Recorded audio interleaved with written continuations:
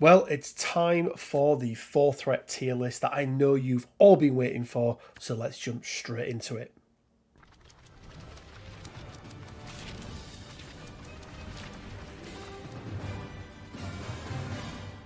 Hey guys, Rich from Rich Big Gaming. Hope everyone is doing fantastically well. And yes, we are back.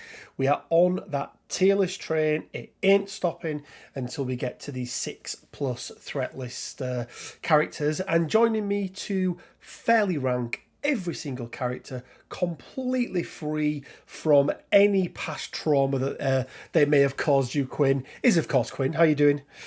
You didn't pause for the music after the little stinger intro. I'm upset. I don't need to pause. I can do it in the edit. I know, but I like it when we pause. How you doing, Quinn? You all right? Oh, all right, yeah. Yeah. So I'll ask you again. 4 threats.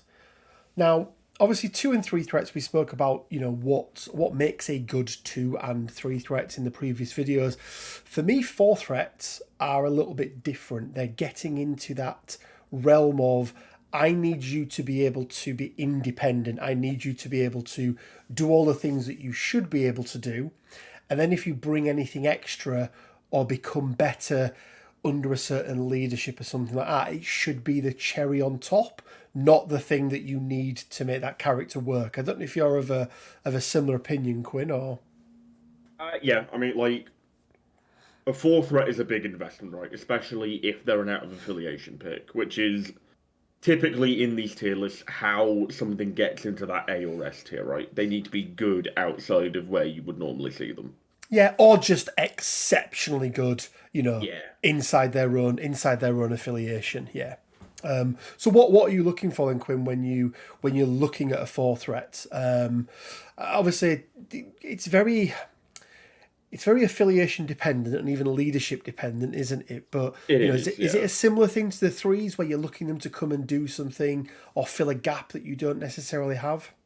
I think there is like always going to be that with any sort of splash pick to a degree, but I think like the big thing for me with a 4 threat is that they I mean we're using the word threat here a lot, and it's going to be a bit confusing, but they need to be a threat on the table. They need to be something that potentially is a focal point for my opponent with Yeah. regard to what they need to deal with, and potentially, like to coin like a Warhammer term, be a distraction card effect, right?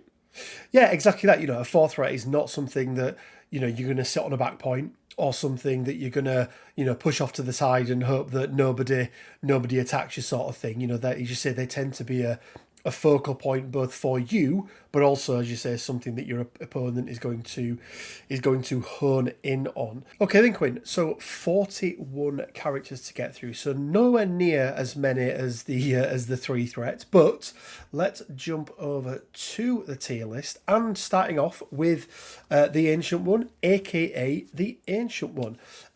So in Convocation and Defenders, I believe. 2 affiliations that I don't particularly play a lot, but when I'm coming up against at least Convocation, she seems to be in the roster. Haven't played against her a whole bunch. Think she's got some nice tech. But yeah, what's your thoughts on her, Quinn? Yeah, she brings something a little interesting to the game with bringing in mystic attacks. Right, they're not super common.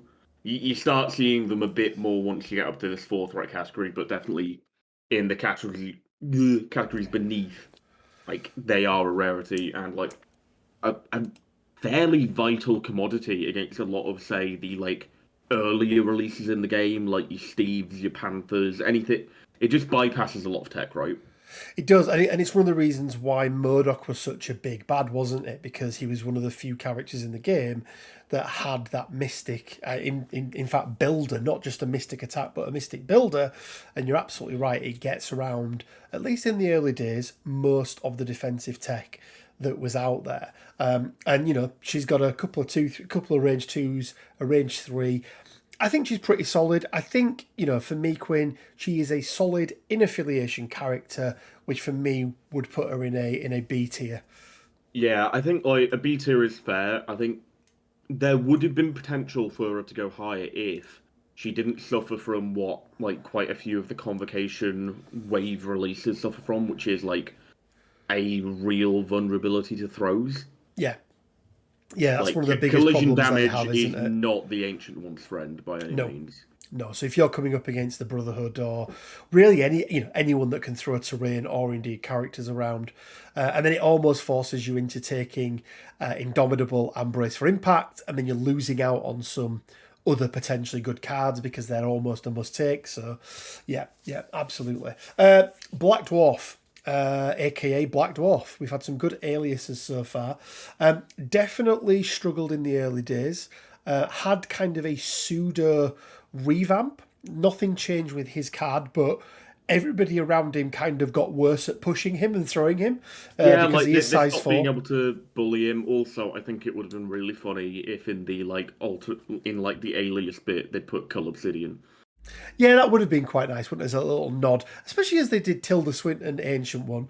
Maybe as a little nod, it would have been quite good. But for me, Quinn, you're not seeing him a huge amount out of affiliation. I've definitely seen him a little bit more, but no, when anyone's putting a list of splashable characters together, he doesn't feature in it. And I think, unfortunately, he is playing second fiddle to some other Black Order characters. So whilst I actually don't think he's in a bad position, I think when you just look at who he's up against in his own affiliation, means that for me, he can only make it into C tier. And you did forget your alphabet on the Oh, Ancient One, so I will let you. okay. I So will let B you for bob. bold. B for bold. Okay, cool. So Black Dwarf for me, Quinn. C tier. I don't know if you agree or Okay. disagree. So for a while, when we sort of had Supergiant and Swan announced, and we got the card from that pack, I actually did a fair bit of testing with leaderless Black Order. Sort of like that advanced party that go in before Thanos. I didn't really bother with First of the Black Order because I'm not a big fan of it as leadership. It's a waste And of a card, isn't it? Dwarf, if he's alongside Swan, he can really have a place. And I think because of that, I'd want to bump him up just outside of that C tier band and into that bottom B tier. Okay. But I'll leave the final decision up to you. No, I'm okay with that. I'm okay with that. Like I say, I haven't played with him a huge amount. I did play against him a couple of times against Ed actually from Leodis when he's played his Black Order. He likes putting Black Dwarf in there. If he's got the threat. So yeah, I'm absolutely fine with that. Not a problem at all. And we'll go for B for Big Boy. Big boy, yes, big boy. I couldn't go with the obvious Black Dwarf, could I? That'd be No, boring. no, absolutely not. Absolutely not. Up next is one of the sort of first wave of 4 threats in the game, wasn't it, Quinn? Mr. T'Challa, aka Black Panther, leader of Wakanda. He's also an Avenger, but this guy gets everywhere. He is very, very good. Long move with a pounce, some very nice offensive abilities, but that defensive tech that he's got makes him very, very tanky. Does he do enough to get into S tier for you? So I think the thing with Panther is he is an exceptional 4 threat, and I think he's a 4 threat that people don't necessarily sleep on, but he gets downplayed a little bit from where I think he sits. Well, The thing, I think as a leader of Wakanda, as the sole leader of Wakanda, it kind of almost if you're a sole leader, it almost guarantees you B tier a little bit, doesn't it? But he's in Avengers and he's played a lot, so that gives him the A tier. But do you see him enough outside of it? I mean, Aaron runs them in his Web Warriors. I don't want to put him in S just because, he is very splashable, but I don't think he's a ubiquitous splash. Yeah. I don't think you can make Panther work exceptionally well in every faction. But No, I agree. in I agree. control factions and in factions that can set things up for him, he is an absolute monster. Yeah, getting a little bit of extra power on him, or as you say, ones where you want some control, something like that, then he's good. But yeah, he's definitely not. Necessarily, I don't think you have to be across the board amazing in every given affiliation to get S. But I just think don't you just think we have to be see a him. little bit more than Panther is, right? I think a little bit less niche is what I would say. with it. But yeah, Panther is an A. I mean, I'm going to put him in the upper echelons of like an A plus Quinn, I think. Yeah, I think that's about But right. he just doesn't do quite enough. Okay, And, next up then. whoa. Oh, sorry, I do apologise. A4. AO, the member AO. of the Dora Milaje. There we go. Okay, next up is our second Black Order member. It's Black Swan. Now we have to remember, Quinn, these are 4-threat characters. Yes, they are not gem.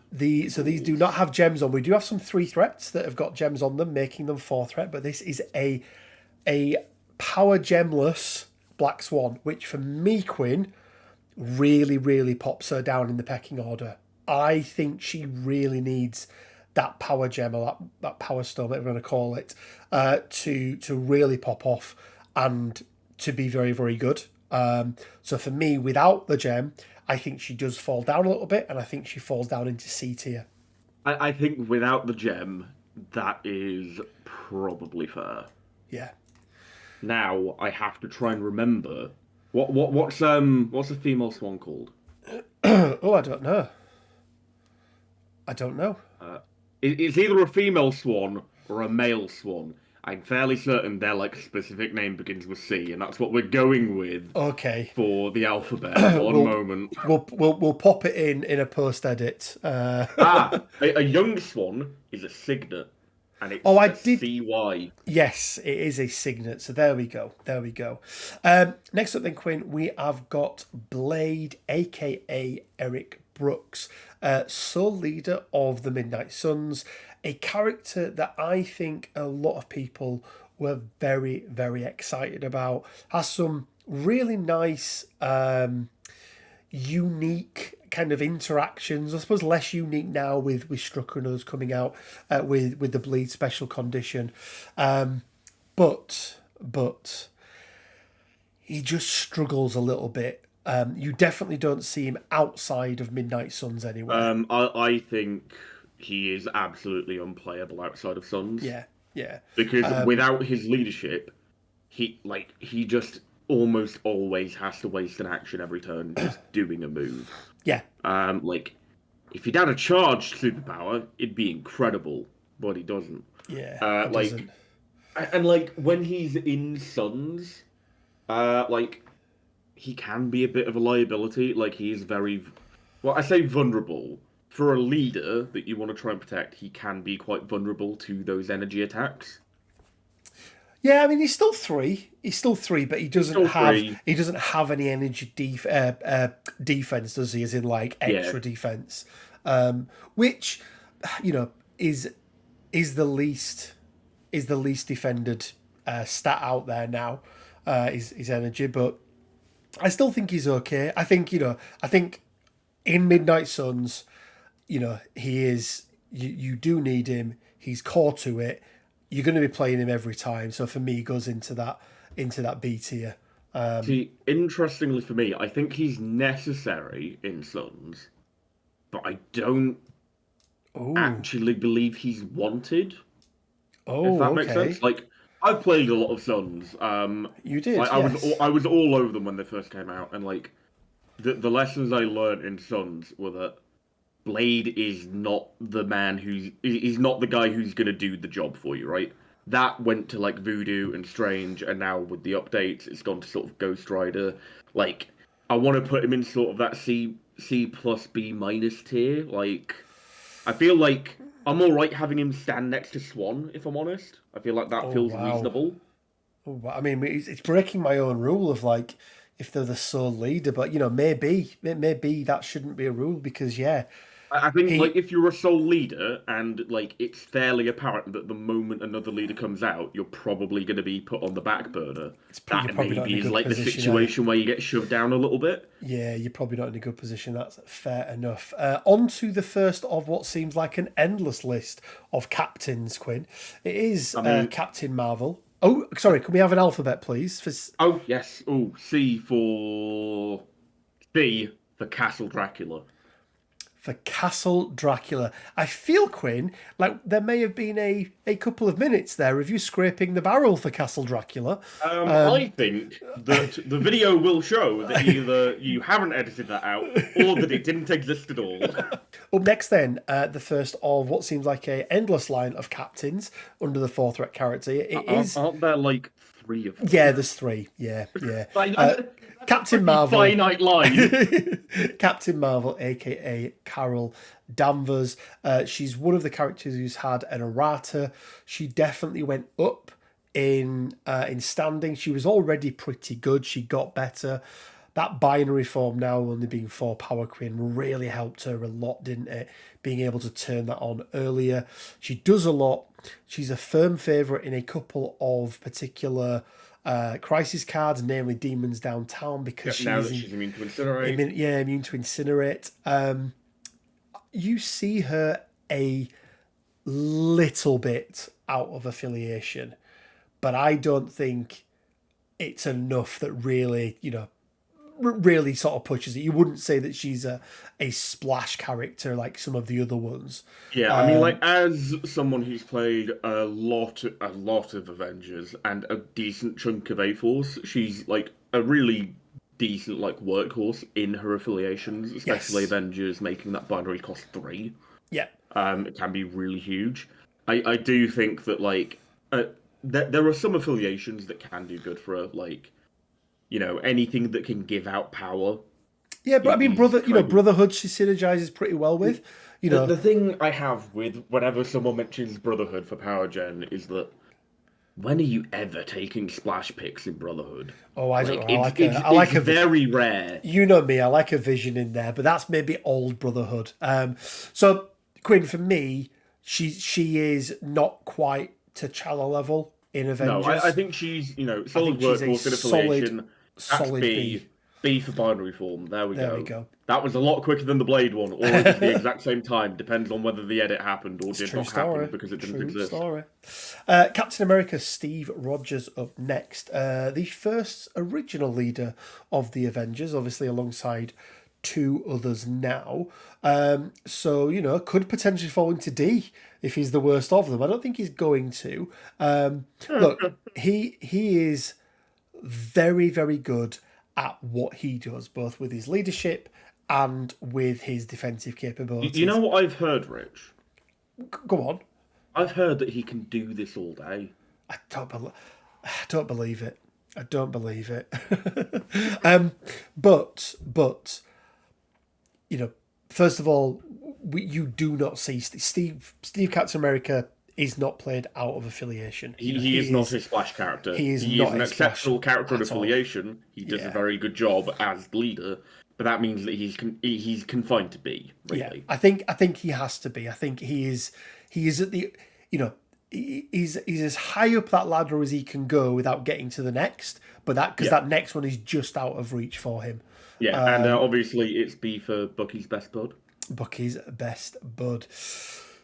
Cletus Cassidy, a.k.a. Carnage, next. A character that has most definitely fallen from grace since the loss of Doom Prophecy, at least for the general populace, unless you're an Asgardian. And all you've got. Yep. Yeah, really hurts him. 1 energy, 1 mystic defense. And, no way of being able to boost them himself, right? It's fine when you see characters with low defense, when they have some tech, but he has nothing. For me, Quinn, he doesn't even make it into the affiliations that he's part of at the moment, and he's probably D tier. It's harsh, but I think it's fair. Yeah. He's out of line, but he's right. Yep. And D is for... Derivative of Venom. There we go. Colossus next. Piotr Rasputin. Yeah, look. If you're male and you're in X-Men, you're not in a very good place at the moment. No, you're not. This guy is in... this guy is just like... He's old Steve, Quinn, isn't he? That's the thing. He is old Steve with a less good builder. And... I know, his builder's the same. Because Steve's old builder didn't do it. The shield throw didn't generate power in Yeah, the past. you know, he's got a terrain feat. Do you know what, Quinn? I'd even say, right, that would make him better is, first of all, give him a medium move, right? Yeah, Just give the guy a medium why is move. he a short move? Like, And do you know what? he's not slow. Yeah, he's playing catch. Just make it terrain or character, and I think Yeah. he's in not a bad spot. Just He's from like, those two things. he's someone you'd consider at that point. I think at this point, like, he's just really not valuable. Like, Yeah, and I should have done this at the beginning, guys, but we have to remember this is a bell curve in the game. You know, S is at the very top, D is at the bottom. Most characters are going to sit in that A, B, C category. That's how a game should be.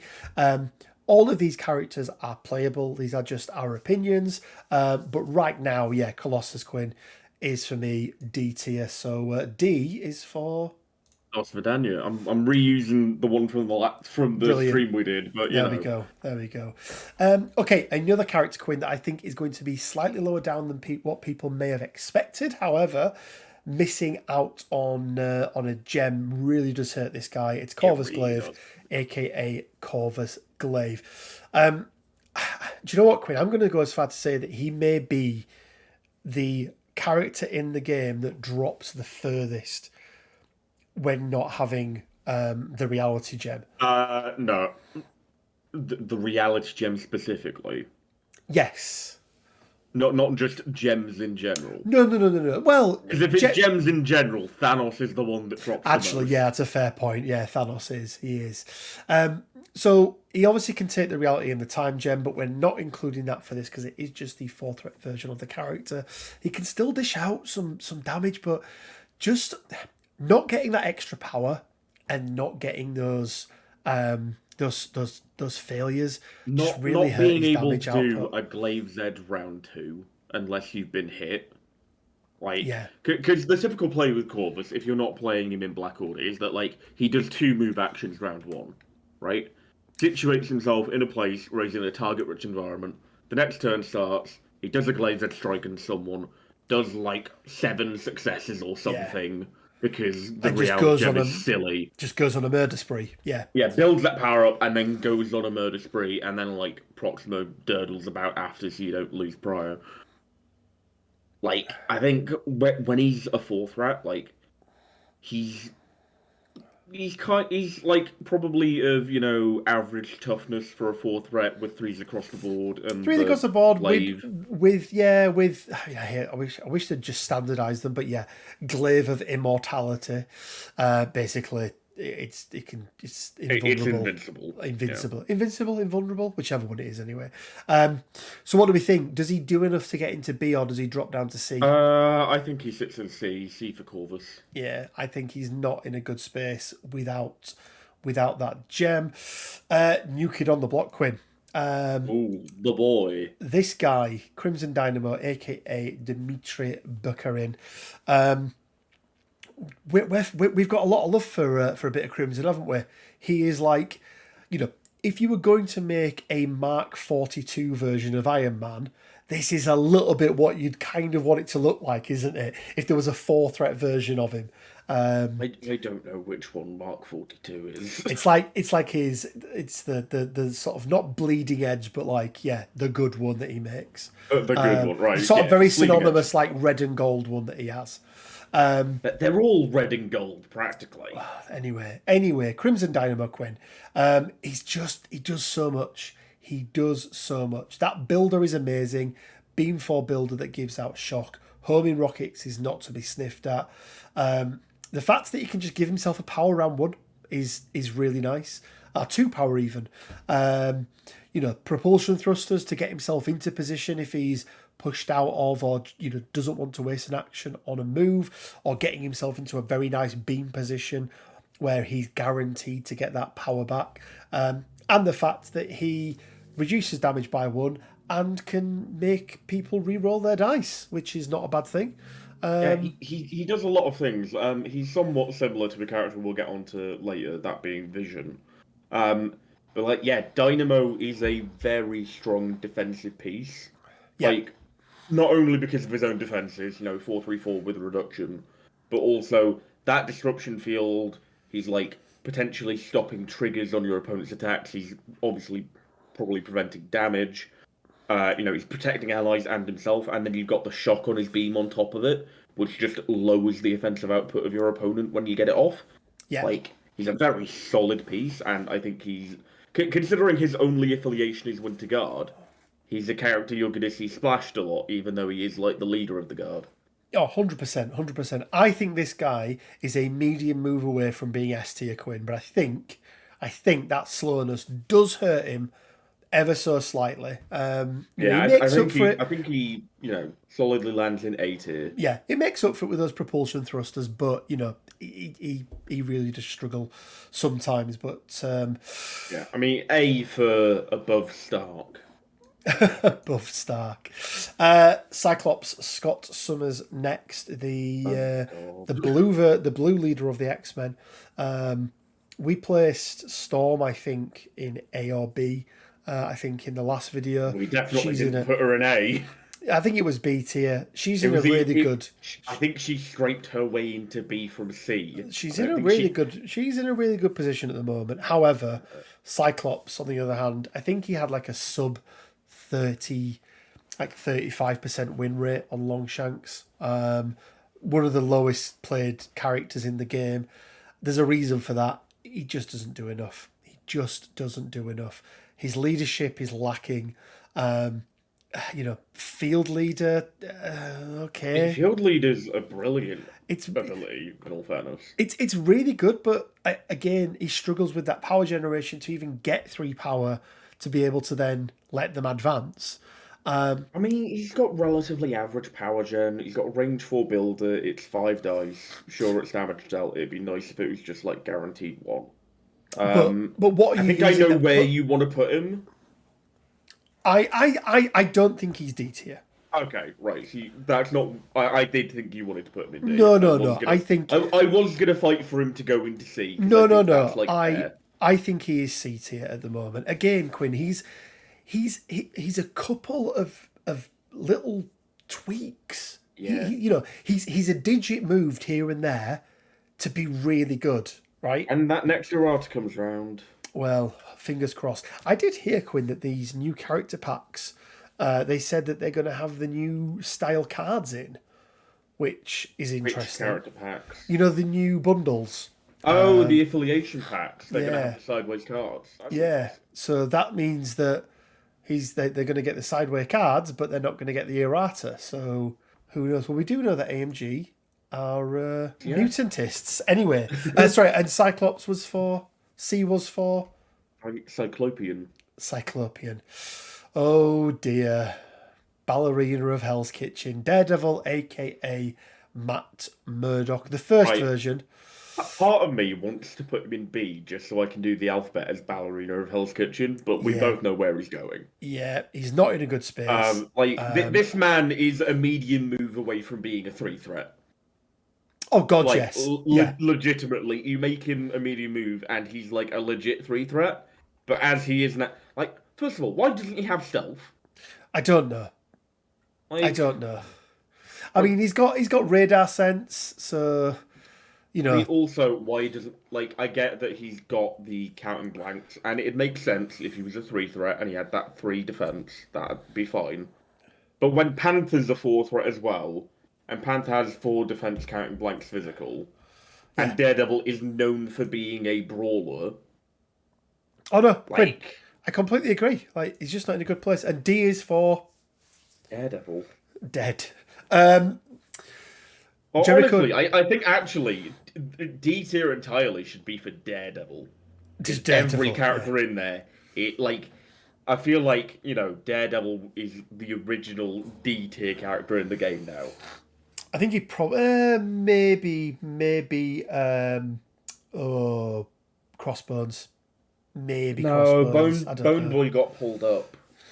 No, but that was before. Anyway, let's move on to most definitely not a D tier character, Mr. Dr. Voodoo, aka Jericho Drum. I mean, look, he's got a hell of a lot of things on his card. We're not going to go into him too much.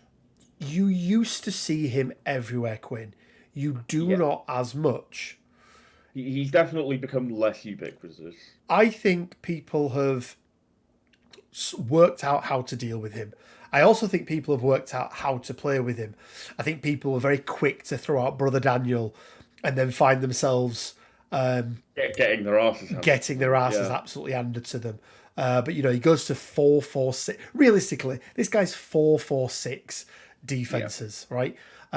He's got exceptional power building. He's Really getting it good from power skulls. He's got stat power on his builder. Power is mystic and doing it like power to damage dealt. So he's great in affiliation. He's good out of affiliation. He's splashed a lot. Yep. Does he make it into S tier? Is he good enough still for S tier? So I think in the past he was definitely an S tier pick. I think it's a really tough one, right? Because he does bring some like quite unique stuff with that possession token with Brother Daniel. I think just there are things in the game that can deal with him quite well, and I think because he had that previous like time in the limelight at the top spot in that S tier, people have focused on him, and like it's probably more general knowledge now how to beat him than it is most characters. Yeah. I also think S tier, Quinn, there's an element of maybe, in the same way that we say D tier characters, they really need something tweaking. I think in S tier, there's almost has to be an element, doesn't there, of like these guys need something doing to them, right? But in a negative sense. And I actually don't think Voodoo is there. Voodoo really does need one thing doing to him, and it's the fact that his brother Daniel needs to go back when he's dazed. Yeah, that is ridiculous, isn't it? Like absolutely ridiculous. That might be the thing that pulls him into that S tier, if I'm honest. It could be, actually, when you think about it, because that's just, it's very, very good. It's very, very good. You can use him as a sacrificial lamb and do gross things with him. Yeah. Let's keep him there for the moment. And next, Quinn, is for... Staff of Legba. Excellent. Okay, then, Quinn. Electra, a.k.a. Electra Nachios next. She's an interesting one.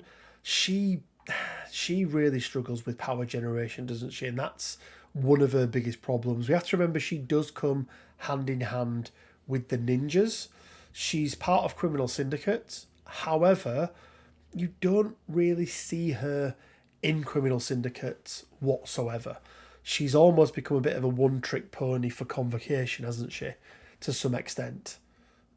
Yeah, I mean, like, when you're a character that doesn't fit in any of your affiliations and is, like, sort of scooped up by another one for a single, like, one-trick thing you can do, I think you fall out of that B tier. Oh, yes. Yeah, 100%. 100%. Like, I think she's only scraping by in that C tier. I think she's a hand ninjas dying away from being... Yeah. I mean, like, she's an errata away from being in D tier. Yeah, absolutely. And obviously C is for Convocation. Convocation, yes. Her real home. Okay, next up is Amora, a.k.a. Enchantress. She was at the top of the tower in terms of 4 threats not too long ago. But the errata did bring her, I'm not going to say Quinn crashing down to earth, but most definitely back to a sensible place. That didn't she went from the alphabet being S tier for Siren's Call to like probably I'm feeling she's kind of B tier. 100%. Yeah, I think that's where she got brought down to. We're not going to go into exactly what she does, but the fact that Siren's Call and what's the other one? Siren's Call went to once per turn, and then Amora's Kiss. Amora's Kiss, that was it. Went to an action. Yeah, so she's still very good. She's very solid. She's still very decent in her affiliations. You do still see her about her often. B is for beguiling beauty. Ooh. One of my favourites in the game at the moment. Quinn up next. I think people still sleep on her a lot. Gamora, aka Gamora. I mean, look. She's got a long move. She's got a, very, very similar to Black Panther, really, but a more offensive version of Black Panther. Yeah, she's like sort of that glass hammer. Yeah, very much a glass hammer. But I tell you what, Quinn, if she pops off, she can pop I off. mean, if you get hit across the face with that glass hammer, you are going to feel it. Yeah, I mean, I've had her, one-shot big characters, only then to follow up with her rapid strike from Cosmic Assassin and just murder more of them. She's very, very good. However, you don't see her out of affiliation. She's No. only in Guardians, I believe, because Yeah. she's not allowed in A Force for reasons. No, she's a space woman, not a real woman. This is true. I would say that she would be amazing under Steve's leadership, but the problem with Avengers is There's a lot of good. there's a lot of good four threats. Yeah, and that also benefiting from Avengers Assemble. I was just going to say benefiting from Avengers Assemble. So because of that, not just because of that, but because of that, Quinn, I think she is a solid B tier. Again, upper echelon of she caps out the B tier in terms of how high she can be. A little bit like Steve, I suppose, in that way. But for me, she just can't go any higher because she you don't see her splashed. You don't see her splashed everywhere. And actually, you don't see her played in Guardians every single time either. No, she's not in there's a time the squad. and a place for her, right? Yeah. Absolutely. Green Goblin, aka... Whoa. Oh, sorry. I keep forgetting, Quinn. And B is for... Can you guess what this one is? I have no idea. B for Bad Father. Bad Father. Oh, dearie me. So, right, we'll get on to Goblin. I kind of want to put him into S for something of a scientist myself. Also, just for the people at home, I keep saying I want to do this, just so you know that I'm not skewing myself just to get the alphabet. Yeah. I have integrity, don't worry. Well, some integrity. Green Goblin. I have more integrity than you. It's a low bar. Green Goblin, aka Norman Osborn. This guy really benefited from the changes. Before the errata, people were playing leaderless Spider Foes sometimes because he just didn't bring anything. He's very good. He's very strong. I love how they capture the two different psyches that he has on the front and back of his card. He is the leader of the Spider Foes now, right? And he feels like it. He does a lot. Well-laid plans we spoke about in the Team Ups video on the Daily Bugle the other day. However, once again, Quinn does, he you don't see him out of affiliation a huge amount. No. Is he played enough elsewhere to get him into that A tier, or is he sitting firmly in the B?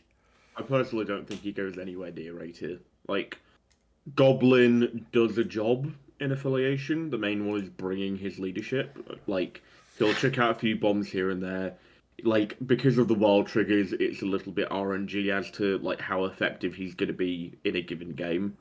I think the thing he's missing to potentially shove him up into that A tier is a throw of some kind. I mean, he's got the explosion from Trick or Treat, and he gets the glider ram on his flip side. Yeah, the glider ram's really nice. Just a little something, a little way to do a little bit more damage, without requiring actions. I think is what would shove him up there. But we have to remember, guys. B tier, by the way, is perfectly balanced, right? Really good. B for balanced, right? B for balanced, right? Yeah, exactly that.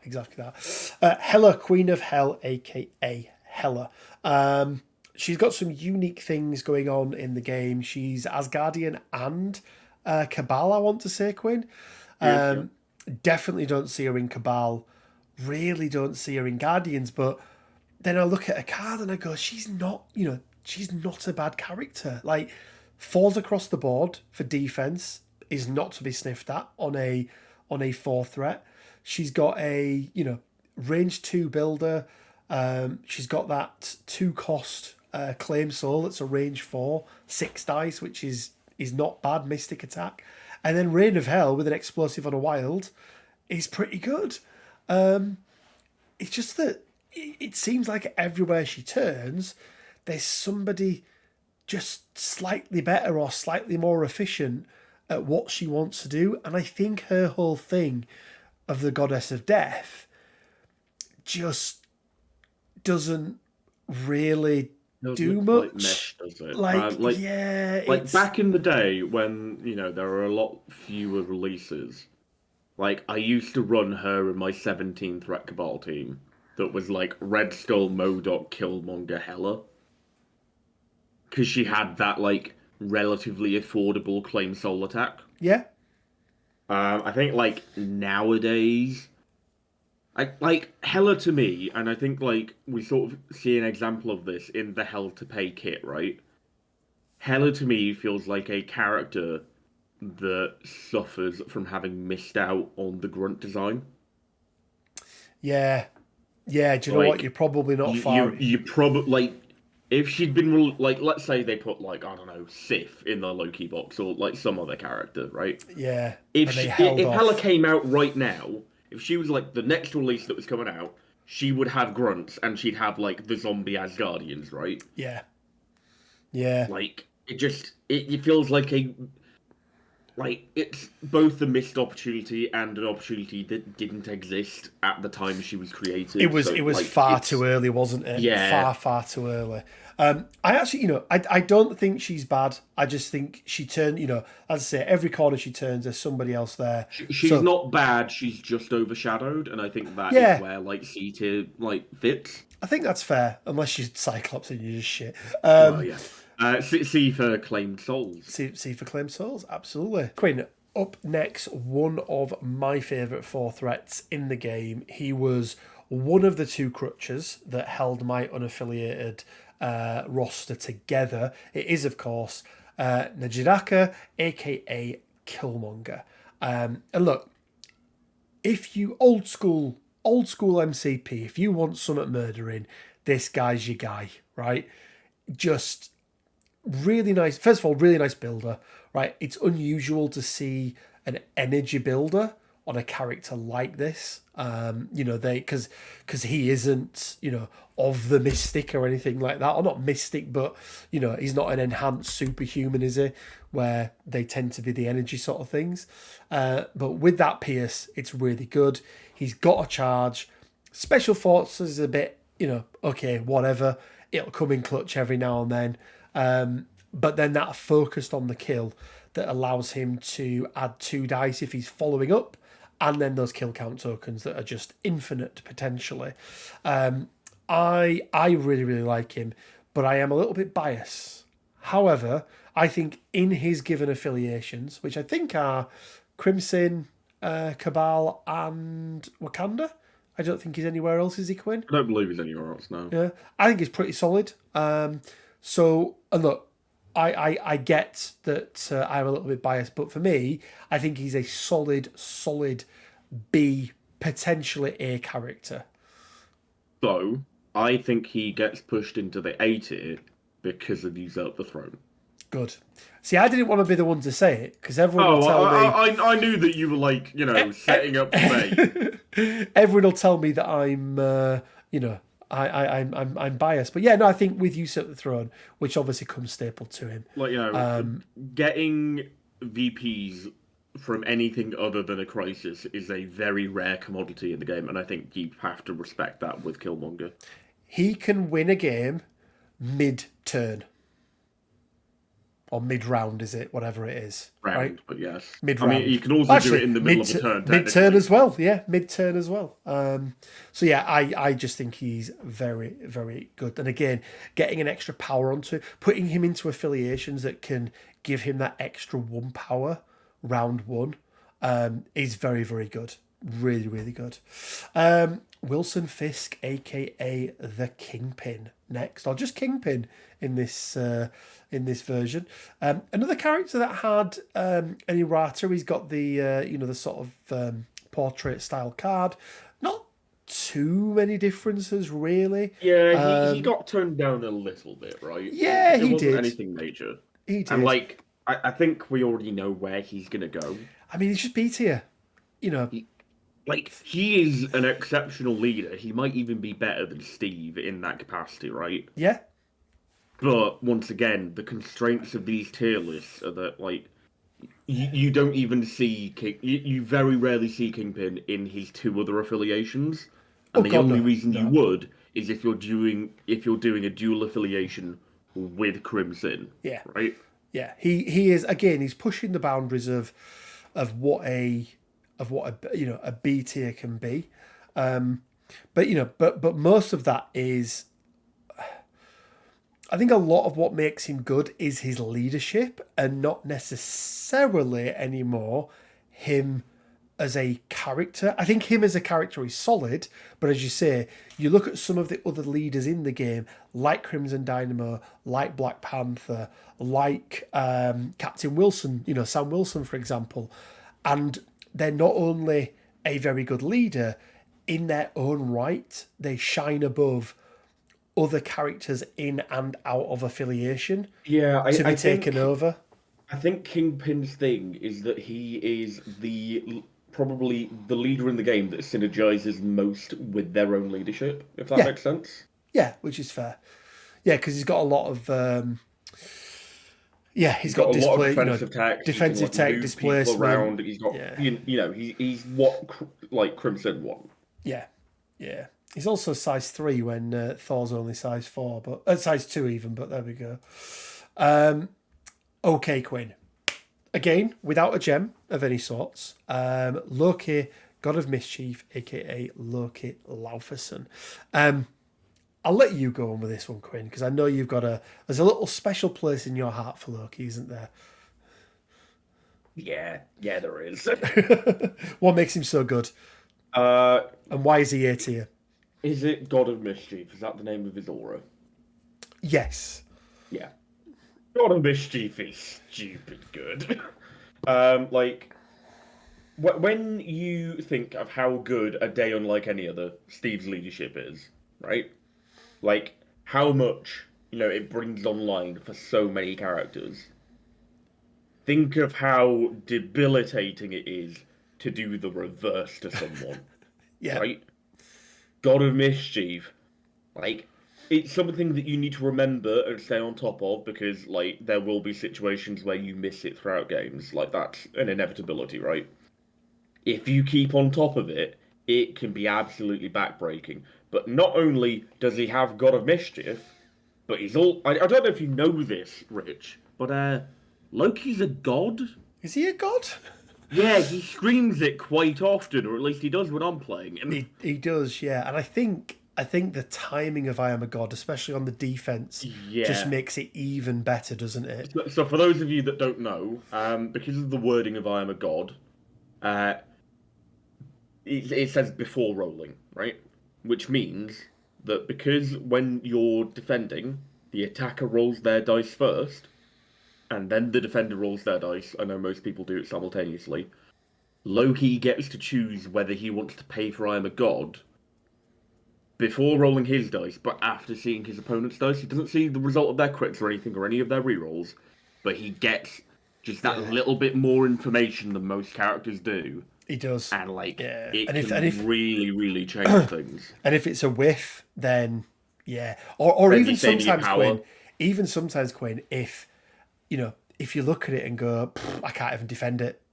Yeah, and all I'll be doing... So I'm just going to keep that 2 power. Yeah, and all I'll be doing is spending the power. Yeah, it's really good. Trix is also really good for keeping him alive. Yeah. He gets one additional power anyway, which is really good. Yep, really nice.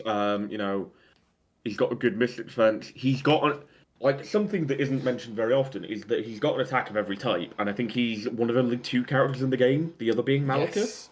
Yeah, on their actual card. Other people on their have actual access cards, to them. not ones where they get to choose. Yeah, he is. He's the only one or one of only 2 with the rainbow. He also dishes out slow, right? He's got a 3 beam slow, which is not to be sniffed at.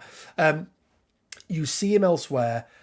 I think he's pushing the boundaries of what an A tier is, but I think he is A tier. I don't think he goes beyond that A. Yeah, and obviously. Oh, we didn't do the alphabet for Kingpin. Oh, go on. Kingpin. Did B we do is it for Hela? We did it, yes. You said claim souls, yes. Okay, well, I mean, in the same vein as Black Dwarf, big boy. Big boy, okay. And then A is for? Actually not Asgardian. Actually not Asgardian, there we go. Okay, Quinn, up next is Medusa. a.k.a. Medusalith, Emiqualin, Boltagon. I may have butchered it. I don't care. You've gone from Amaqualin to Emiqualin. Emiqualin, Like, what are you doing? I don't care. I don't care. Look, when people shit on her a bit, and I think whenever people out there go, oh, she's had a nerf, people then think that, well, she's had a nerf, she must be really bad. For me, she's not really bad. She's just not everywhere you saw her before. She's very solid. She's still prevalent in affiliations. Solid B tier for me.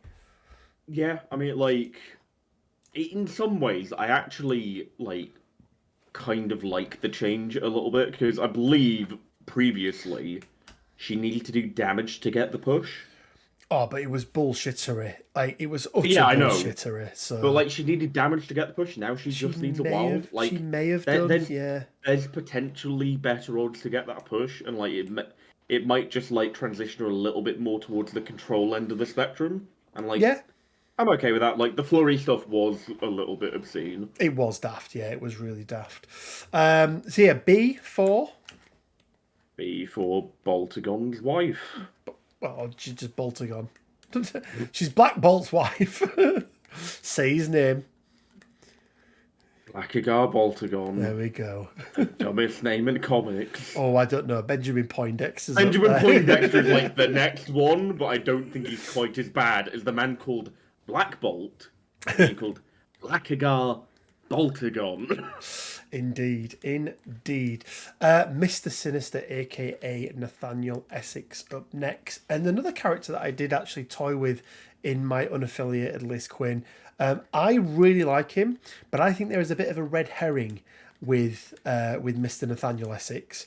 And can you? Card, I was going to say, can you guess what it is? And it is his tactics cards. I think they should be ignored at all costs. I think you can potentially do genetic samples.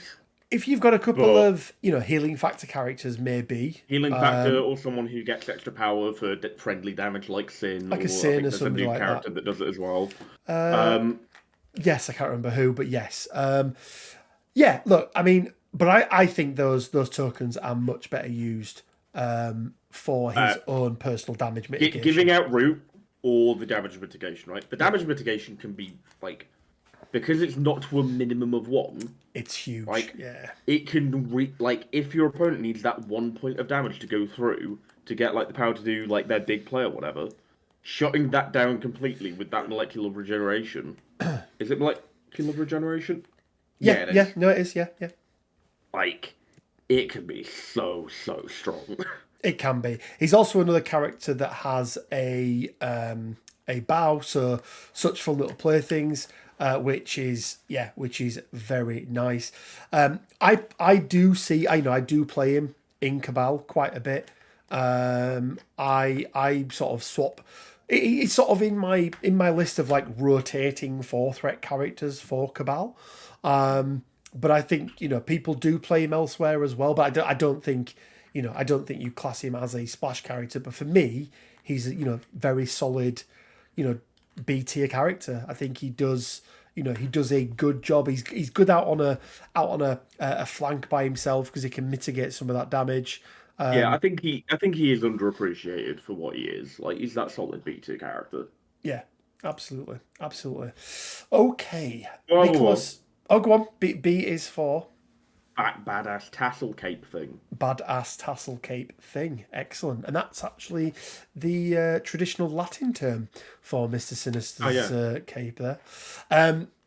Nick Fury, a.k.a. Nicholas J. Fury Jr., a.k.a. Quinn's only Fury. We have to remember the fact that he is both a leader of S.H.I.E.L.D. He also comes with his grunts.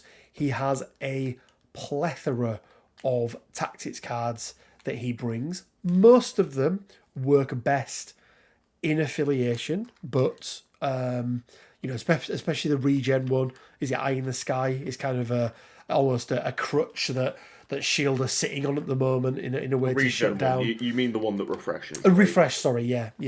When you said that, I was like, does he mean Battlefield Medicine? No.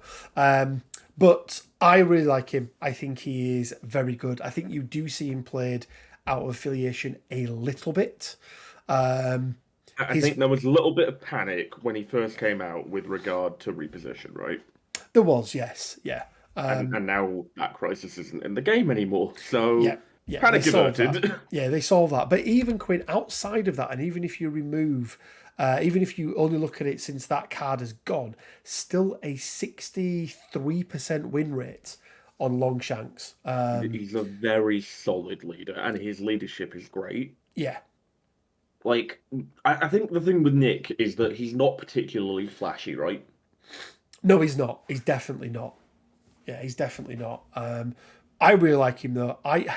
Does he do enough to push into that A tier? Do we see I him don't enough? think he does. I think like he's a very solid all round support piece, right? And he's a support piece through his tactics cards and his leadership, right? Like you don't expect grand things from Fury. No, I think in my own mind, anyway. I do think if Eye in the Sky recycled, if you weren't in Shield, then I think he would go up a lot. Yeah. But I think, and it's probably a good thing, right, that he's there. But yeah, I think he's solidly in that B tier. Okay, Omega Red next. A character who I feel like gets looked over a lot. I think there are a couple of other fourth rank. The alphabet, Rich. And Quinn, B for Nick Fury is blue jumpsuit that should be more of a grey. Fair enough. I thought you were going to go Battlefield Medicine, but nope. You went with that's too easy, Rich. Come on. You picked Daredevil earlier. Next up, but that's Daredevil isn't deserving of his own alphabet thing. This is true. Next up is Omega Red, Arkady Grigorovich Rossovich, a character that I think we were all kind of hoping was going to be in Winter Guard. I think it would have been nice to see Winter Guard and X-Force. Yeah, right? I think it would have been nice to see him in there. But I think he suffers in a little bit the same way that Hela does, in that he's got some really good stuff, right? That carbonadium armor, is it the end snare that he's got, which is a medium push towards range 4, is really good. He's got some good attacks. He's got decent defensive stats, immune to poison. Deathly Spores thing can synergize well with certain things like Terrigenesis and that sort of stuff. But again, there are just characters around that do things slightly better. And I think one of the things for me, Quinn, that really lets him down is that he doesn't have that shining tactics card that's kind of that staple to him. That if you look at, some of the other characters that we've got, Killmonger, for example, and a couple of others further down the list, that's kind of what takes them out of being that B tier into that A or even potentially S tier, where they bring something that's kind of staple to them. And I just don't think he has that. He doesn't have his Lethal Protector. Not saying that thematically would be a card that he would get, but just something like that. And I think that's where he struggles a little bit, is that he's almost, again, overshadowed by other characters that do a similar thing. Yeah, like you said, he's in that sort of same boat as Hela, where he's in some really cool things. He's in the friend zone, Quinn. That's where he is. He does a lot of cool things, but there are just certain he feels like almost sort of a generalist piece. Yeah. And as my explanation for that is that he has a lot of things that a lot of other specialist pieces have, and he doesn't do any of them quite so well as the specialists do. Yeah. And yet, having that sort of conglomeration of them doesn't quite push him up in a different direction to them, right? He just sort of falls a little bit behind. Yeah, I mean, a lot was put on, the focus was put on the poison thing, whereas I think that's nice, but it's kind of it could have been his unique thing, but he still needed something else. A thrower, either a character thrower or a terrain thrower, I think would have gone a long way. Some out of action damage that he can do. You know what I would have liked? I would have liked it if his ensnare also put a root on someone. Oh, that'd have been good. Yeah, I think that would have been a nice else, a little bit extra, right? Yeah, And I think because of that, Quinn, I mean, he's only affiliated to Cabal. You really don't see him in Cabal. I've seen him splashed here, there, and everywhere, but He's affiliated in Crimson, isn't he? is he in Crimson as well? I'm fairly certain he's in Crimson. Okay, maybe, but for me, he's a solid C tier. Like, he's overshadowed a little bit. And obviously, C being for creepy carbonadium tendrils that come out of his forearms and make me uncomfortable. There we go. Okay, Red Skull, aka Johann Schmidt. This is the original. Johann. Johann. This is the original core box version. Obviously, not the new version of Hydra because that is a 5-threat character. Quinn, I have fallen back in love with Red Skull. I think he is an absolutely solid 4-threat character in Cabal, and I think having him, because let's be honest, Malekith is now the main leader of Cabal, right? He is the number one choice. The stats just speak for that, speak volumes. And then obviously it's Sin, right? Obviously Sin next, yeah. Hey, I went 3-1 with Sin Rapid Fire, thank you very much. But I would have been better off playing Shadowlands Daredevil, but still. It's not what it's about though, is it, Quinn? But I think he works really well. It's really weird. Having Malekith as this big leader now has almost revitalized him as both a leader and a 4th threat in the game. I think having him in there in your Cabal roster to sit alongside Malekith, there are certain threat levels where he just works really well as a support piece to Malekith, or maybe another big-headed monster that you wanted to take on the board with you at the same time. He's got some pretty decent attacks himself. He's a good battery, if you need him to activate all of the Cabal cards, because quite often you don't want to be spending the power on those Cabal cards on a MODOK or a Malekith or one of you. Bullseye very rarely has enough power, to get going, sort of thing. Whereas he can do that.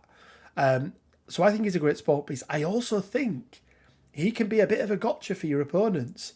I've played it before where I've had Malekith in my roster and I've switched it up and gone Red Skull. And they've built for Malekith on the assumption that, well, you can't possibly be playing anything else. And it does catch people out a little bit. So I actually think his leadership, even with Malekith, is pretty good. Malekith getting an extra power and all your other guys getting extra power when they make attacks is not to be sniffed at. Obviously, when they do damage. So for me, Quinn, a little while back, I may have put him in C tier, but I actually think he is a solid B tier character. I will allow him in B on the good grace of the fact he has Cosmic Invigoration. Which is a really good... Yeah. It's really good. To me, that's what pulls him into B. Yeah. Yeah, I'm happy with him being there. Cool. And okay. B is for we the baddies. We are the baddies, yes. Oh, Anne-Marie LeBeau, Rogue. We get to talk about some female mutants now, Quinn, which you'll probably see a trend here. Female mutant, you go higher up the board. Male mutant, you drop down the pecking order. I think maybe our only female mutant in this list, actually, Quinn. I want to say, yeah. So let's start off with her affiliations. She's a stalwart in both X-Men. If you're playing X-Men at the moment, she's going to be in there in the mix, at least in your 10. More often than not, she's going to be the 4th threat of choice if you've got the threat to be able to take it. She's also pretty darn good in Brotherhood as well, and you see her in Brotherhood quite a bit. I have seen her splashed elsewhere. Again, she's amazing in Avengers, but she falls into that category of there are other 4 threats in Avengers, and that's what she kind of, falls by the wayside there a little bit. But I think she's very good, Quinn. You've probably played a bit more of her than I have. What are your thoughts? Well, my thoughts are that my rogue has bad dice. That's what I've learned from playing it, is that rogue doesn't like me, and like, I'm not gonna let that get in the way. I'm gonna rise above you, Rogue. I'm not gonna be petty and return this like disfavor. You're fine. You're like a B tier, I guess. It's all right. Nah. And that's where she sits for me. Like, absolute solid B tier. She's got so many ways of being able to do out of action damage as well, which I really like. Obviously, the charge for action economy is really good. But yeah, I think she is an absolute solid B tier. Yeah, and B obviously being for her preference for bad boys like Gambit and Logan. This is true. Ronan the Accuser up next, Quinn. Without his gem, obviously. Why on earth he wants playing with a gem is beyond me. Whoa! Spoilers for the next video. He's shit with a gem. People argue against me on that one, but yeah, I disagree. I really like him. I really like Ronan. I think he's an absolutely solid fourth threat character. He has the lowest for the highest floor of any character in the game, because even if you KO him, daze him and then KO him, he still gets to make two big attacks. What do you mean the lowest floor? He has the highest floor. I said the highest floor in the game. I heard lowest, my bad. I said lowest and I went highest floor in the game. Right, so you're deliberately trying to bamboozle me, is what I'm hearing. Exactly, yes, exactly. And I think especially in a world where you've got big bads now, the Thanoses and the Malekiths and wherever else, they're going to think twice about ploughing into Ronan, because hitting you back with an 8 dice energy attack that automatically does stun and stagger if it deals damage, and then on a wild explosive, is pretty good. You know what's a real shame? What is a real shame? So you know the Black Order card, the Blood to Spare, that lets you attack back? Yes. When you die, and has that clause that if you heal, you stay alive. Yes. Really wish the Accuser had that, because we'd be going straight into Hydra. Yeah, it'd be very good, wouldn't it? Pre-Justice, you put a stagger on, you heal myself for 1. Haha, I didn't even die. Yeah, that would be very good. It would be very good indeed. He can also dish out Judgment, which is nice. Yeah, one of the few characters in the game that can. Which, again, is not to be sniffed at. It's definitely one of the lesser ones, but it's not to be sniffed at. It can be very, very good. I mean, you say it's one of the lesser ones. Like, the bigger the character is, the more Judgment hurts them, right? Yeah, well, yeah, true. Because the higher that health pool is, the less power they're gaining. Yeah, he's got a size 4 throw on his builder, which again is pretty darn good. Yeah, I mean, like, he potentially puts out shock on his ranged attack.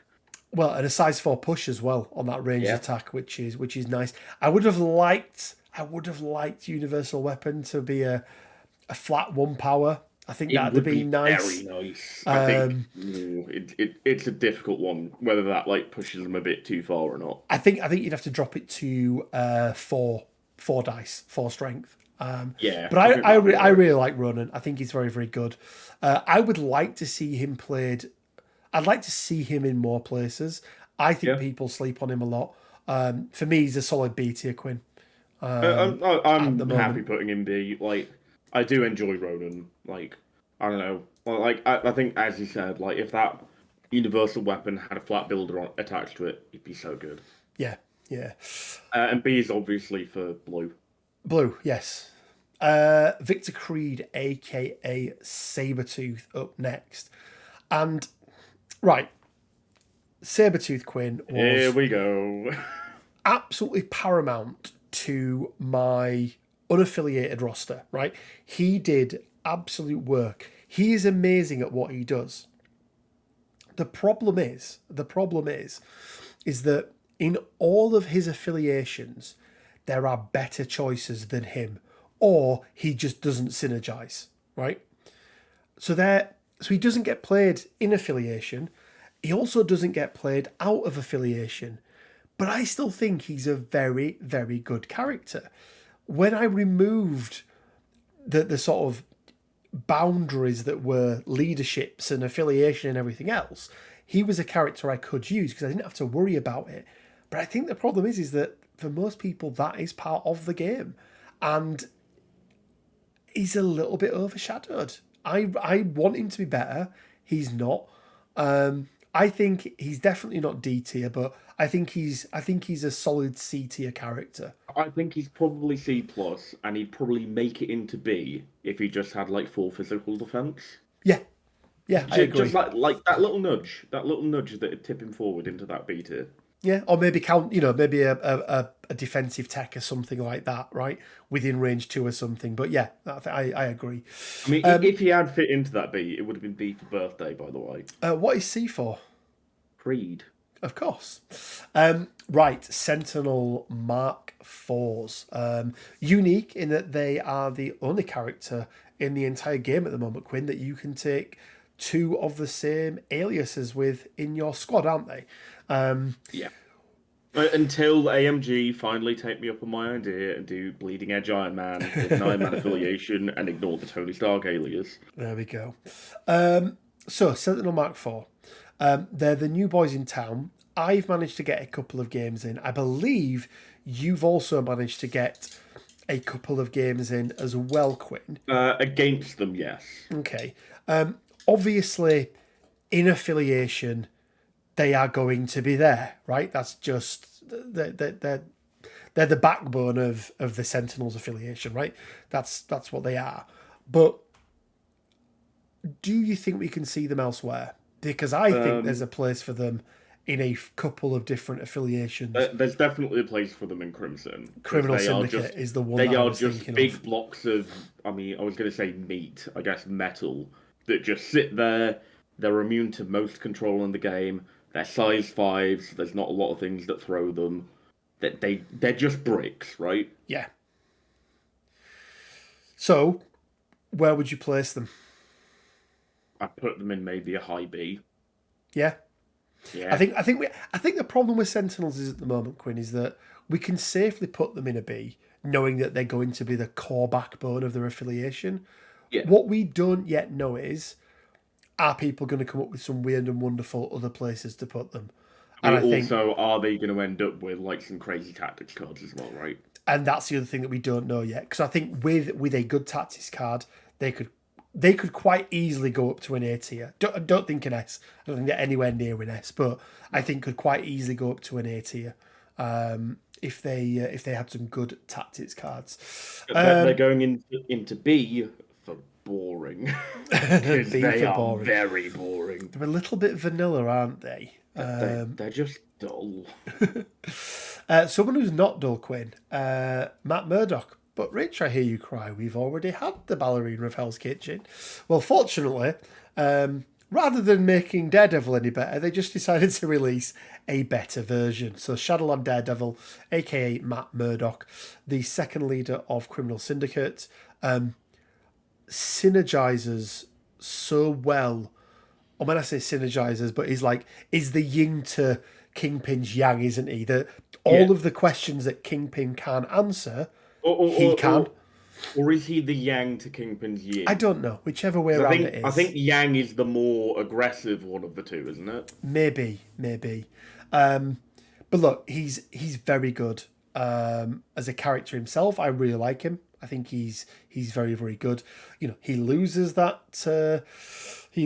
long move, but he for sure makes up with it with that baton strike. The fact that he's got stealth.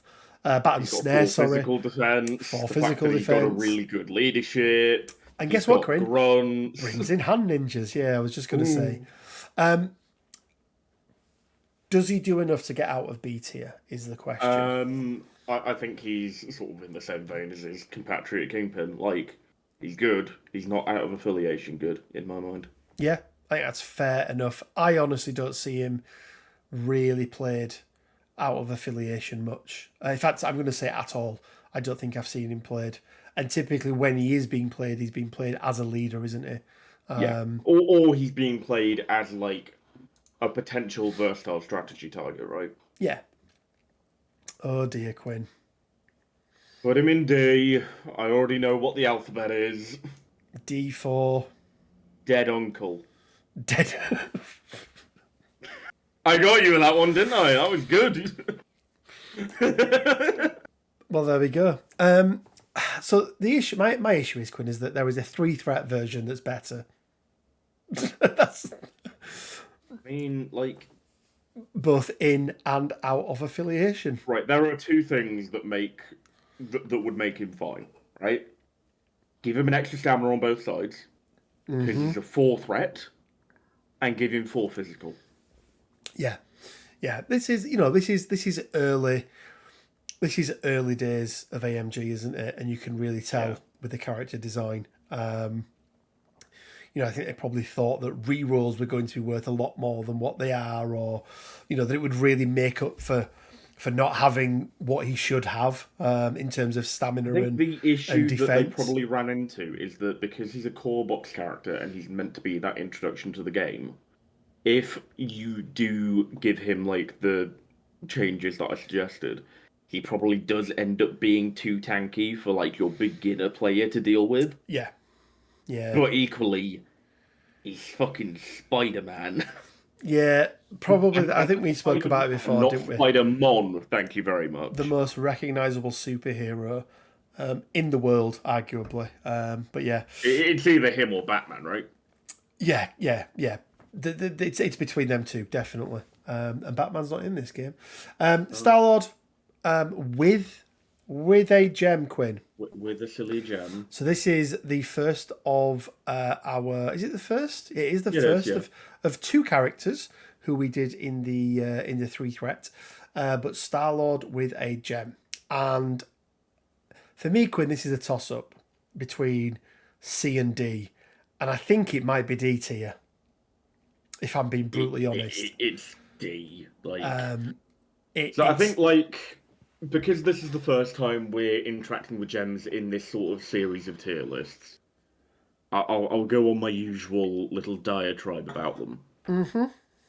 Which is that the majority of characters that have the gem bearer keyword do not have the stats to support themselves at a threat higher than they are like originally listed. Yeah. In my mind, unless it's the reality gem, gems do like have no defensive like boon to them, right? They don't make you any harder to kill, and like they potentially increase either your support capacity or your like offensive capacity in some way, like having more power to do different attacks. Because of that, it just feels like you're wasting your time bringing a gem bearer character with their gem, because they still die like a 3-threat or a 4-threat, whatever they originally were. They still die like that, for the most part, unless you're a Black Order member, in which case there are certain exceptions. And D is obviously for dance off, bro. Yeah, and I'm going to tell you why my problem with it is, Quinn, with Star-Lord, is yes, it might let you, or it lets you turn on full auto round 1, but that's not great, really. Oh, like maybe you've got something that his, gives you power, so you can do an attack that doesn't give you power. Yeah, what maybe if it was range 5, right, or maybe if he had a charge rather than a hit and run, then there'd be an argument. A little bit like a Black Swan, right, where actually that power is turning things on for you round 1 to be able to do them, but. Hit and run is not the same as a charge, right? It's nowhere near as effective. In fact, it's the opposite of a charge. No, but as in like how effective it is on the game. I think also the thing with me and like the power gem in general is that it doesn't it feels like the laziest of the gems. Yeah, but it kind of the power gem gives power. Yeah, what it should have been. It should have been like the Mark IV Sentinel's basic attack, where it gives you the ability for any attack you do to just pay like 1 to 3 power, get extra dice. Yeah, that'd have been really You're nice. powering yourself up. That would have been fine, but no, they decided power gem give power. Yeah, because it doesn't give power in anything, does it? It increases your strength. Yeah, right. It's like an amplifier. It doesn't just give you a bit of crappy power. Yeah, Absolutely. I don't like the power gem. It makes me angry. I know, Quinn. I know. It's okay, hon. Anyway, and D Did was you just for. are you okay? Are I you did. okay, hun I me? did. No, I didn't. Are Oh you okay? no, I I just said. hate it. I said you're okay, hon. Don't worry. That sentence made me not okay. I know. I know. That's why I did it. Ugh. So our third and final captain. However, this is Steve Rogers, Captain America, not to be confused As with opposed to Captain Captain America, America, Steve Rogers. Yes, do not confuse Uh, him. So look, he's a newer character. yes. We are still yet to really have some good game time with him. I think he's got some very nice tech. I think he's probably going to be in Shield. I think you're going to see him quite a bit.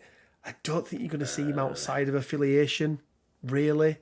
I'm not sure how often you're going to see him in affiliation. Yeah. Shield tend to run wider lists, and they've already got a full threat leader. It's a good point. Yeah, it's a good point. I mean, first of all, obviously, I'm biased because I just don't like the whole 1940s Marvel aesthetic, right? You don't like the scale mail, let's be honest. I don't like the scale mail. I don't like this whole, I've knocked out tyrants over 200 times. I don't like this sort of jingoistic Captain America they've got going on. It's not for me. Yeah. I'd say one of my problems with it, Quinn, as well is, did we need another Captain America? That's one of my big problems. That shouldn't come into it at all. But did we really need it? And I don't Until think we we did. got the errata, I would have said yes. After we got the errata, no, because the Steve from the core box is Steve. Yeah. Right? I don't know. Something really irks me about how patriotic this version of Captain America is. Because proper Steve is not a patriot. No, but he doesn't like the government. This is this is pre-Ice Steve, though, isn't it? That's the difference. Pre-Ice Steve as a person, Is he going in C tier? Yeah. Oh dear Lord, that might be the one. That might be the one, Quinn, that we get the most hate for. That's probably going to be the inflammatory one, and there's going to be a bunch of weird patriotic people shouting at me, and I don't care. Yeah, I think that could be the one that gets us. You know what? As protest, I'm not even giving him an alphabet. How about that? That's brutal. That is brutal. Yeah, it is. So, speaking of D tier characters, Quinn, Supergiant with the Soul Gem. Look, we already spoke about how she struggles. Could have been so good. Yeah, we already spoke about how she struggles for game time in Black Order already. I mean, you remember all that stuff I said about gems in general? Yeah. Yeah, it applies here. So, yeah. D for don't. D for disappointing, Quinn. D for don't take gems on characters unless they're good with them. Next up, we have Ultron, aka Ultron. Do you know what, Quinn? I really like Ultron. And I think he's a good lad, isn't he? And he's very solid, right? And I look at his card and go, yeah, he's got so many things I want. Size 4 terrain 3 through a medium is really good. Yeah, Metallic Fury and 6 Strike Strike. Mystic defensive tech. There's a lot of things going for him, but it's just But he just loses out to somebody else. I mean, he's only in Cabal again. And look who he's up against, right? Look at that A tier. 2 of those... Is Crimson Dynamo in Cabal? No, he's not. No, but 2 of those A tier characters are Cabal affiliated. Right? Mr. Sinister is Cabal affiliated. He's up against some very good 4 threats. Age of Ultron is a bit too much of a gimmick as well. Whereas Usurp the Throne is a real strong ability and card to play. Age of Ultron feels like you're in... So how we talked about with Omega Red, he's missing that card that gives him that little edge, right? Yeah. It feels like Ultron has the opposite, where he has this card that is somewhat shackled to him a little bit, but doesn't really give him an edge. So because it can just be because it's a reactive card and it's reactive to something that your opponent has a lot of control over throughout a game. It just I mean, if I ever come up against an Ultron, because right, there are two other characters in the game that do this, right? You've got Hela, who we've already spoke about. It's built into her card. And then you've got Ghost Rider. Yeah. If you don't take down Ghost Rider and focus on Ghost Rider's allies, you are powering up Ghost Rider. Therefore, you are incentivized. And also, not only that, Ghost Rider has reactive abilities that let him do damage to you outside of his activation, right? So you are incentivized to go for Ghost Rider, even if he's running Deal with the Devil, because you just want him off the board. Or at the very least, you want to push him to the corner of the board, slap a slow on him, and take him out of play. You know what I would have liked on Ultron? Go on. Is it bots? Well, that would have been cool, and once again, I think he has somewhat suffered from being released a bit too early in the game. Give him like too dangerous to ignore. Yeah, that's what I mean. So that's what I meant. Yeah, is that there's no incentive to not. There's no incentive to not ignore him, and by ignoring him, you just mute that card. Is my point? Call it artificially intelligent arrogance, right? He's basically going, no, don't hit them, hit me. I'm a real threat to you, right? Yeah. I just think right now, again, he's not D tier by any stretch of the imagination. He's C tier, but he does need. He needs a little something. I also want to see. Seven threat version of Ultron as well. I want to see like Ultron with all the gems from what I. That'd be amazing, wouldn't it? That would be so amazing. Cool. Quinn. I mean, I think it's C for Chrome. Oh, there we go. Yes. Ursa Major, aka Mikhail Ursus. No. Oh look! Wait! He follows the rule. He's a male mutant. He is a male mutant. I don't quite think he is a male mutant that is D tier. However, I do. I think his play rates in Winterguard will bump him up a little bit because and his lack of competition. Will. Do you not think people are going to play him in Winterguard? No. Oh wow! Like, I played a game against him yesterday. I took him off the board turn 2. Eek. And that's because I paid attention to him. If I wanted to, I could have ignored him the entire game and he would have done nothing. Wow. He is god-awful. Yeah, I mean, part of it is because I resent AMG for what I was expecting from the bear. You really wanted. I wanted him to be absolutely incredible, and I got this, ladies and gentlemen of the public. I got this thing. I don't want this thing. You can't see me. I'm pointing at my screen at this card and going, I do not want this. Take it back, AMG. Fix it. Well, look, put him in D tier. I am happy to take your ruling on it. I think he should probably be C. Let it be known for record. But I'm happy to go with him in D tier. Also, why can't he throw people? I know, that's just stupid. Like, there are so many things. Like, look at how barren his card is for a 4 threat.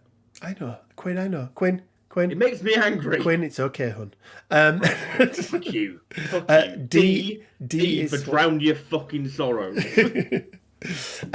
Okay, Venom, aka Eddie Brock. To say that he was in the third release of boxes for this game. Well, second. He wasn't in the initial core. He was in the first sort of expansion wave, shall we say? Yeah. He came out with the Wakandans. He's not had an upgrade. He's not had a new errata to his card or anything like that. He doesn't need one. He's absolutely incredible. Now, don't get me wrong, Quinn. He has a weakness, right? Which is twofold. Attacks outside of range 3. Yes, what I'm all right with. I'm not all right with you about to say energy attacks. And energy attacks? No. What do you mean? Energy attacks aren't a weakness for Venom. Of course they are. It's only got No, 2 they're not. defense. Right. They are a weakness for Venom if they are outside of 3. If they are inside of 3, unless they one-shot him, he's going to hit them back and heal himself back to near enough full. Fair enough. Fair enough. I think he is very, very good. I think he is an exceptional 4 threat, and I think he's joining Voodoo, if I'm honest. For me, right now, he's probably the only other S tier character, S tier 4 threat character in the game. And like, just to go back to what we said about S tier earlier, I don't think there's anything that necessarily needs to change with Venom. He's just good. Yeah, well, he has. Again, these guys are S tier. What that doesn't mean is that you can just put them on the battlefield and do anything with them, and they're just going to destroy everything. If you misplay them, they both have weaknesses. So Venom is this. If you're coming up against Guardians, okay, and you go, oh, I can choose between Venom and another, and you go, no, I think I'll pop Venom in there. Then that's your own fault. You can't throw him into his worst case scenario. You made your bed, lie in it. Yeah. You can't throw him into his worst case scenario and expect him to do well. So they've got to be played well, but he's so good. And Lethal Protector, for me, Quinn, the difference there is Lethal Protector. Lethal Protector is an exceptional tactic card, gives them that like sort of heroes for hire type jump. Yeah. He's got a character throw of size 3, also works on terrain. He's got the web snare that can be used on as many characters as he wants in a round, so long as he has power. So he's got great offense. He's got great control. Like, he's got great defense in the form of his offense because he hits people back when they hit him. Yeah, one of the few characters in the game that has a reactive attack, right? Or can reactively do damage to you. And also, even if you're not doing his spender off of that, if you just do symbiote tendrils, you're guaranteed a minimum of 1 damage so long as your opponent isn't a robot. Yep, because it's bleed. Because it's bleed. Like, it's going on there and you're taking that damage. And also, symbiotic instincts makes him absolutely brilliant at killing characters like Strange or the Spider-Man, right? Yep. Also, ignores cover.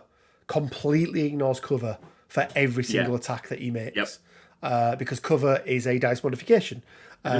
So even against characters like Rocket, who always benefit from cover, saying that you don't do something overrides saying that you do something. You didn't say do.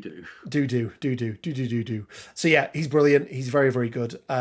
Slots into so many different places as well. I don't mind seeing him in Midnight Suns. I don't mind seeing him in.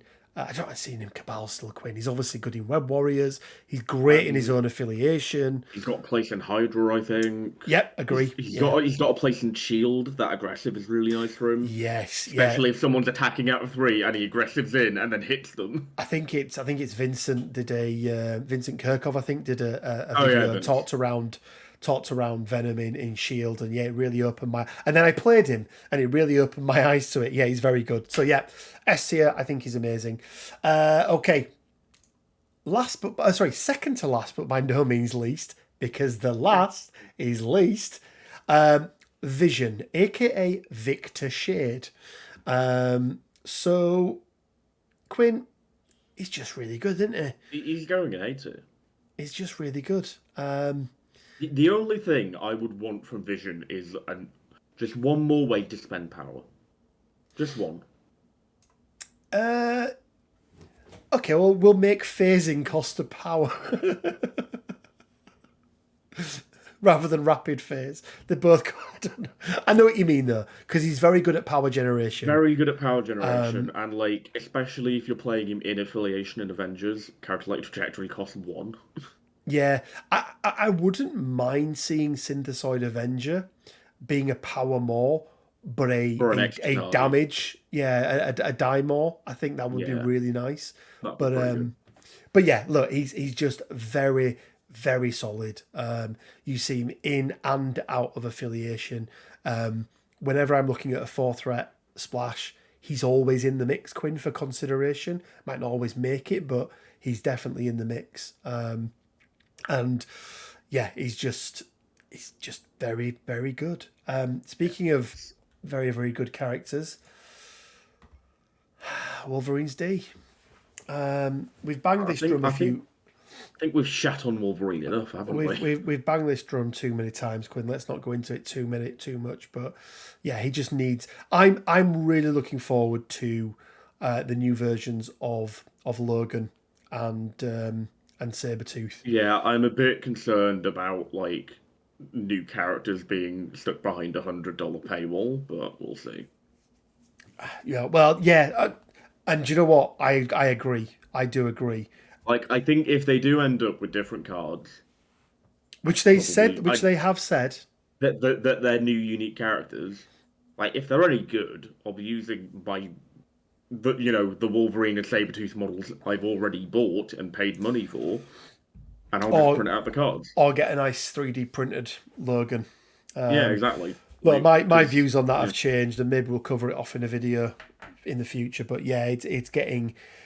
I don't like crisis cards being behind paywalls. I definitely don't like the idea of two unique characters that you can't get anywhere else being behind $100 paywall. That is not good for anything. But there we go, guys. That is our breakdown of all the 4 threats in the game. Let us know what you think. Do you agree? Do you disagree? Have we shat on your personal favourites? Do let us know down in the comment section. We do love to read all of them. And Quinn goes through and reads every single one of them. That's what he does for his bedtime reading. What I do. But yeah, let us know down in the comment section below. Let me know how disappointed you are in Ursa Major, because I need some solidarity here. But yeah, guys, if you have liked this video, please do leave a like. It really, really does help the whole YouTube algorithm thing. That's just the way it works, apparently. Also, if you do want to support the channel even further, we do have our Patreon up and running now as well. So from as little as £1 a month, you can join the 20 or so other people who are already supporting us. And a big shout out to everyone who already supports us on Patreon. You do really help with the day-to-day running of the channel. It helps me with buying all the materials I need. I'm building another battle board at the moment for another game, so it is really, really appreciated. We've also got the merch store as well. I do keep forgetting to mention that one, but we've got some MCP inspired merch down in the merch store. Discord's up and running, guys. Go check it out. And as always, it leaves me with just enough time to say stay well, keep safe, and until next time, bye for now. See ya.